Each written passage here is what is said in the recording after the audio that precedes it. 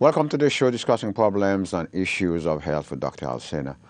For this segment of the show, I'm going to continue to talk about diseases of the liver. Worldwide, there are 500 million folks who suffer from cirrhosis of the liver. And in this country, 5.5 million folks suffer from cirrhosis of the liver. And about 25,000 folks every year die in this country because of cirrhosis of the liver. And of course, worldwide, hundreds of millions of people die every year because of cirrhosis of the liver. It is common in different parts of the world. And in this segment, I'm going to continue to talk about the complications. The liver is basically the big detoxifier as well as the big producer of material that we need to remain healthy. And some of the complications of cirrhosis of the liver, of course, include, this is the liver right here. This is the liver right here. And when the liver is damaged, whatever the reason why it is damaged, often is alcohol, which is number one, that causes an inflammation. The inflammation becomes chronic. The chronicity of the inflammation leads to scarring of the tissues inside the liver, which subsequently the liver becomes cirrhotic. The second most common, believe it or not, happens to be obesity. And obesity causes liver damage because the body was not made to handle large quantities of fat. So when one is obese, the excess fat that the liver doesn't know what to do with because it's already dumped a lot of it into the soft tissues, resulting in the obesity, the rest stays inside the liver, causing the liver to become inflamed. The inflammation then becomes chronic, and then that then ultimately can lead to cirrhosis of the liver. Then, of course, you have hepatitis B, C, D, E. All those four hepatitis, they're quite common across the world, some more common than others. People get infected via different means. In this country, most hepatitis affect the liver because of folks who are involved in drug addiction, injecting themselves with intravenous drug through dirty needles, and they get infected that way, being that hepatitis C being so much common here. The hepatitis B happens the same way as well. And both hepatitis B, hepatitis E, as well as, as a matter of fact, all the hepatitis can be transmitted sexually. Now, hepatitis A does not become chronic. Once you survive the episode, and most people do, the liver goes back to normal. Okay, now, the list of things that can cause damage to the liver, I think I have a page and a half of it in this chapter 59 of this book. I'll show it to you, which I wrote last year, The Best of Clinical Medicine for the 21st Century. Chapter 59 is on cirrhosis of the liver, and you could take a look at it if you wish. Now, when I left off last week, the last show anyway, I was talking about some of the complications. I have already gone over some of them. I was at the point where I was talking about bleeding. Bleeding is one of the most serious complications of cirrhosis of the liver. And the bleeding occurs for a variety of reasons. One common reason, of course, is because the liver is the big producer of all the coagulation factors except one. All the factors, coagulation factors, of which there are many, all produced by the liver, except factor 8, which is produced in the wall of the large vessels in the human body. So when the liver is very sick, and it can't produce these factors, so these factors level become low. Because the levels are low, then one can bleed spontaneously, or if one has some sort of an accident that causes you to bleed, or surgery or whatever, or any other way one develops a wound, you could bleed. And of course, in the case of the liver, you could bleed spontaneously depending on how low the level of these factors go. In addition to that, the factors being low, you also have the platelet.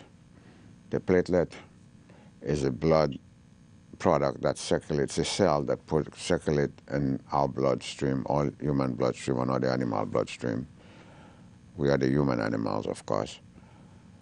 And the role of the platelet is to seal the site of cutting. Doesn't matter where the wound is, as it's an acute cut that occurs, is a puncture of any kind, the platelet will get there and aggregate into and form a clot to seal the area that's been cut, that's been punctured.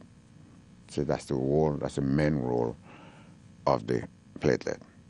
Now, when the platelet is too low, which happens inevitably when someone has cirrhosis of the liver, it cannot do this job effectively. So if you happen to get cut or punctured in some fashion, you're going to bleed profusely because your platelet is too low. There's not enough platelet there to aggregate to seal the area that's been punctured or cut in whichever way. That's the quantity part of the platelet. And the fact that the liver is cirrhotic itself can cause a quality problem with the platelet. Okay, so not only that the platelet quantity is now low, but the quality of the platelet is also bad, because when the liver is so sick, it has a series of product, breakdown materials that must be gotten rid of by the liver every day, every second that we are alive. But the liver is not able to do that because it's too sick. Some of this material breakdown product of proteins of different types find themselves on the surface of this platelet. That renders the quality of the platelets to be bad. So therefore they cannot aggregate. They cannot aggregate properly to seal a puncture or a cut that has occurred, period. That's the phenomena that the liver itself is doing. In addition to that, because there is cirrhosis here, and cirrhosis implies chronicity inside the body of the liver that blocks the multiple little medium-sized vessels, tiny little one, medium-sized little vessel, medium-sized vessels inside the liver, that then causes elevation of a pressure that we call portal pressure. Okay, so these people inevitably will develop portal hypertension. Inevitably. You can't have cirrhosis of the liver without developing portal hypertension.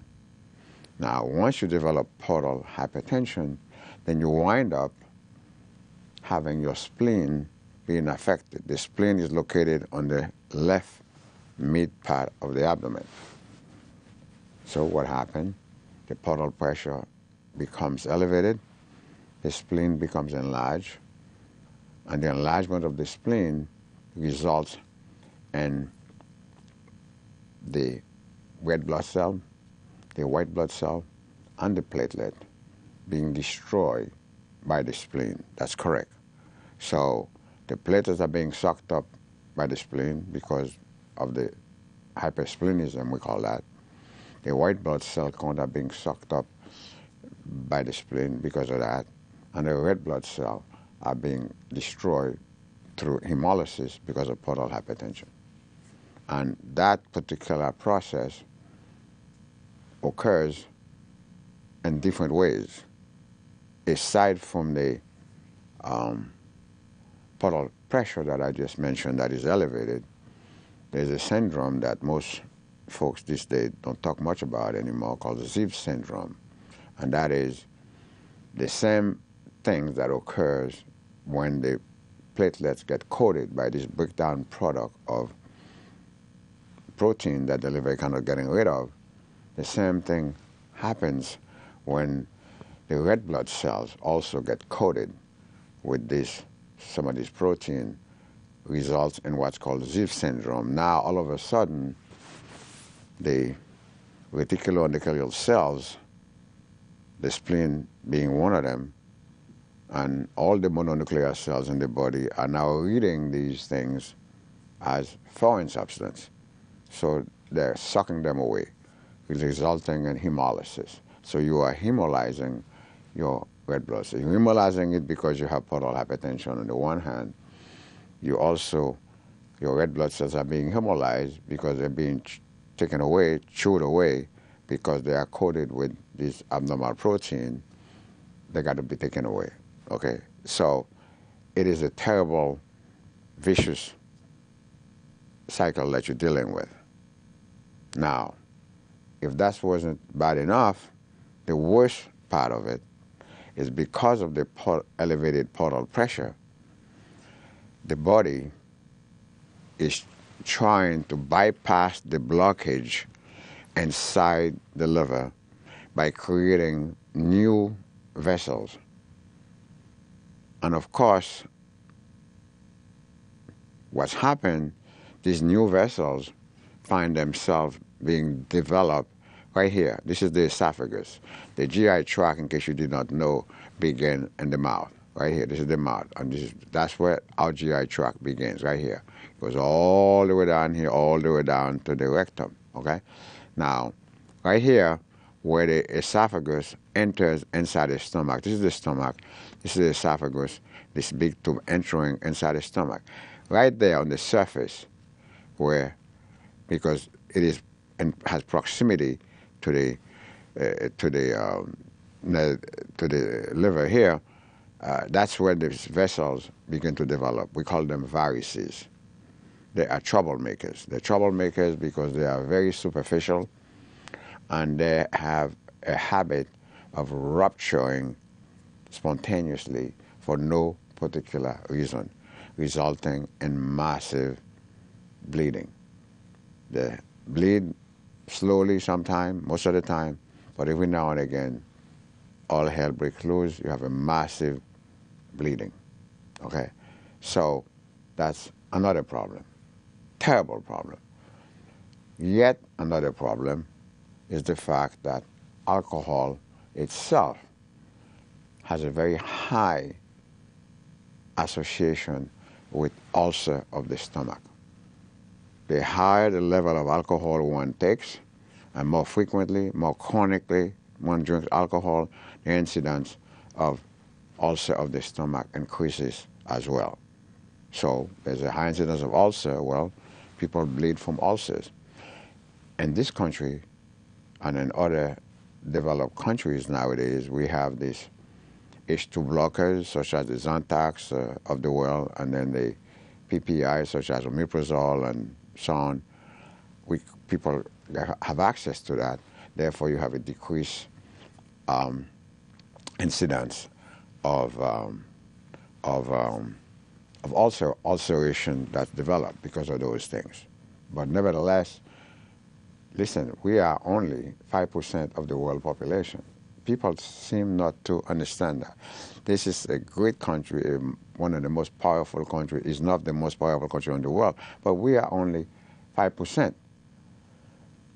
We have more than 7 billion people in this world, and we are 323-something million folks the last time I checked, which was last week, because I'm always writing books, writing new books and getting statistics, etc. And we are 5%.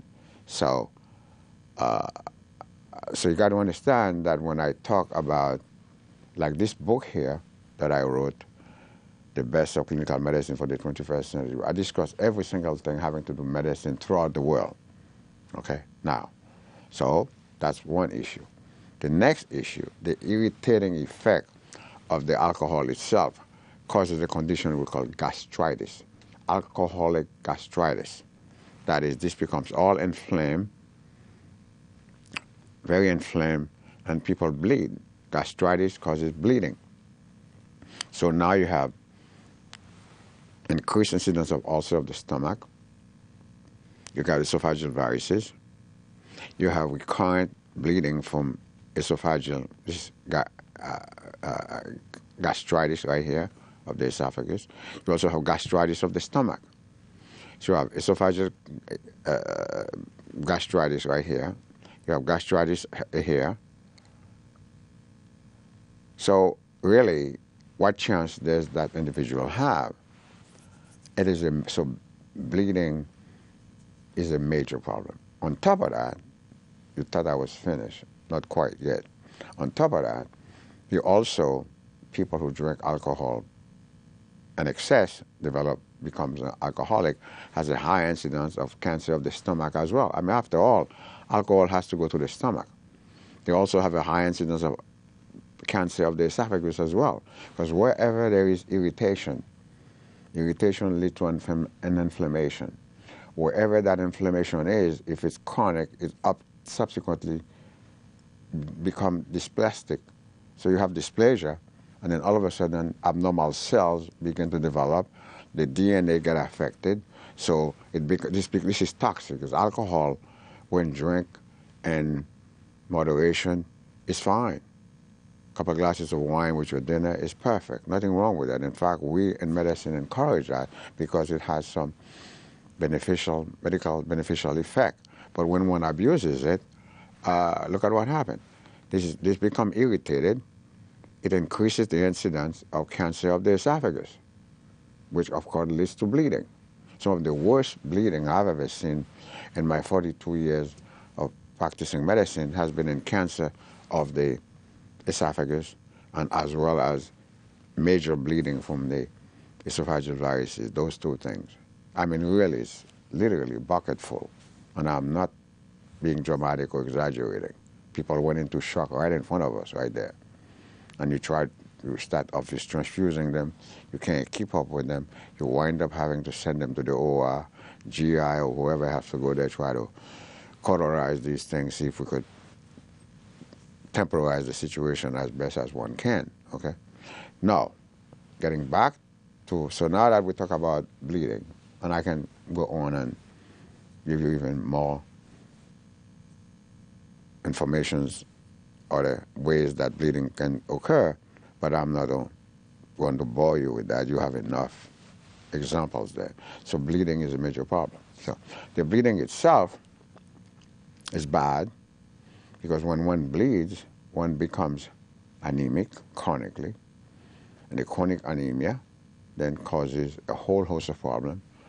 Can affect your kidney, definitely can affect the brain, most definitely can lead to people having a heart attack because they have underlying coronary occlusive disease, either known to them or unknown to them. Because you have to understand that I have not mentioned, I didn't get to the part of talking about complications of alcohol on the heart yet, which I will, because people who are chronic alcoholic have severe cardiac problem, severe neurological problem. I'll be talking about this.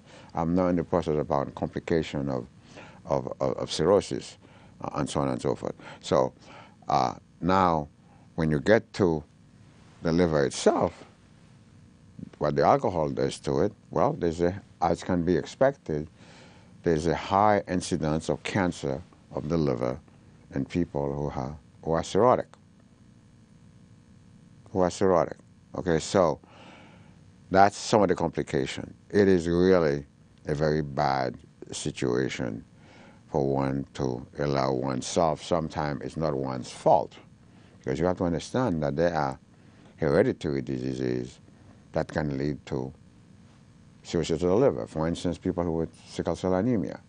How do you go from sickle cell anemia to cirrhosis of the liver? Well, the iron overload. When you hemolyze, you dump iron into your bloodstream. A lot of the time, if not most of the time, the iron finds its way in the liver, so you have secondary hemochromatosis.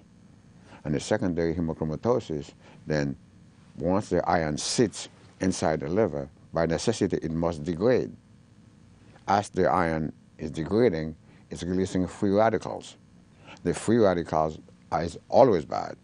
The free radicals then damage the tissue, resulting in an inflammation, which subsequently become chronic, and you become cirrhotic that way. Okay, so, and take a look at all the hemolytic diseases that exist, all the thalassemias, both alpha thalassemia and beta thalassemia. We don't talk too much about these things because we are not living in countries where these things are most common. For instance, beta thalassemia is probably the most common chronic disease in Greece. And also, beta thalassemia is a very common disease in folks of Italian ancestry. Depending what part of Italy they're living in, they wind up with a whole host of problems. And folks who are living in Asia, where alpha thalassemia happens to be very common, and these people develop hemolytic diseases secondary to the alpha thalassemia, and they wind up, you can't have any one of those thalassemias chronically without having severe liver disease. You cannot, there's no way, because the red blood cell, when they get broken down, they release the contents, and one of the major part of that content is, of course, the iron. As a matter of fact, you see people with beta thalassemia, the skin is brownish, almost a silver-like brownish because of the iron that's under the skin.